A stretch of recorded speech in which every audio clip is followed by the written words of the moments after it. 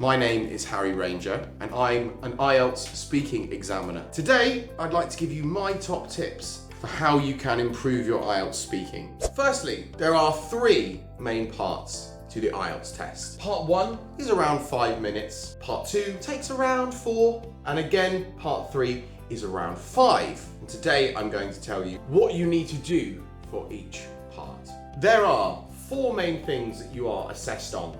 Number 1, your fluency. This is the flow of your speech. So if you're saying things like or a lot, that will make your fluency go down. So coherence, that is the structure of your speech. So using words to guide me through your talk and to let me know what you're going to say next. Vocabulary. We want you to use nice long words, interesting words, not just your everyday vocabulary. Try to show me what you know.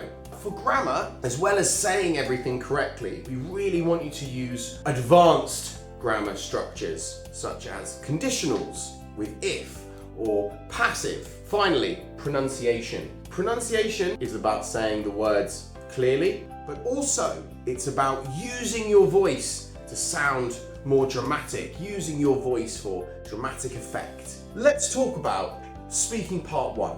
In speaking part 1, we want to know personal information about you and your life, your interests, your hobbies, everyday topics. Now, some of the common topics that you're likely to see in part 1 include your work or your study, or maybe about your home or your hometown. After we ask you some questions about these common topics, we might ask you some more questions about other everyday topics, such as transport. How do you get to your work or school every day? Who does the housework in your family? In my opinion, it's most important to focus on your pronunciation, that you're speaking clearly, and also that you do a very important skill for IELTS, which is paraphrasing. So, what is paraphrasing? It's where you use your own words, not just copying the words of the examiner. Here's an example for you.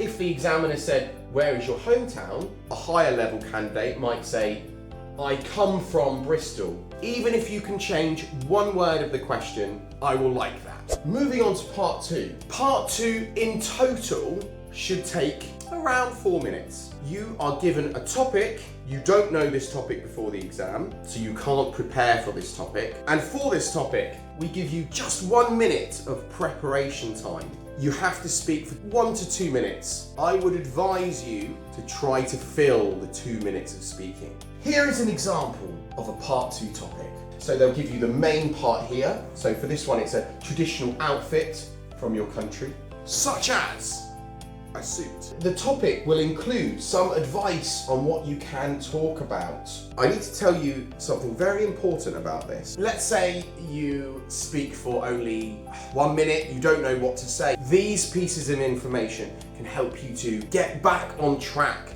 to continue speaking. Try to talk for the full 2 minutes. My best advice is don't guess, "Oh, it's been around 2 minutes, I can stop now." No, wait until the examiner stops you. It's okay if you don't understand the topic. You can ask us to help you understand it better. However, I will not give you more time to plan your answer.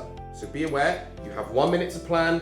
If you ask me questions about the topic, your 1 minute will go. Now I'd like to talk to you about part 3. One important thing I need to tell you about part 3. It's connected to part 2. So, let's say your part 2 topic was to describe a family member. In part 3, I might ask you more questions about your family. For example, is family always more important than friends? Let's say this was your part 2 topic. Then, your part 3 might look like this. How is part 1 different to part 3? I want you to talk more about the topic. You could give more examples in your answer.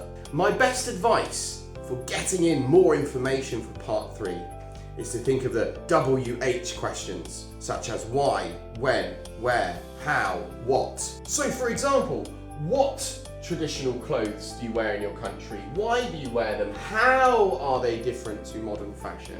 When are they worn? Thinking of who, what, why, when, where, how will help you add more information into part 3 and give me those nice long answers I'm looking for. Finally, for part 3, try to give examples.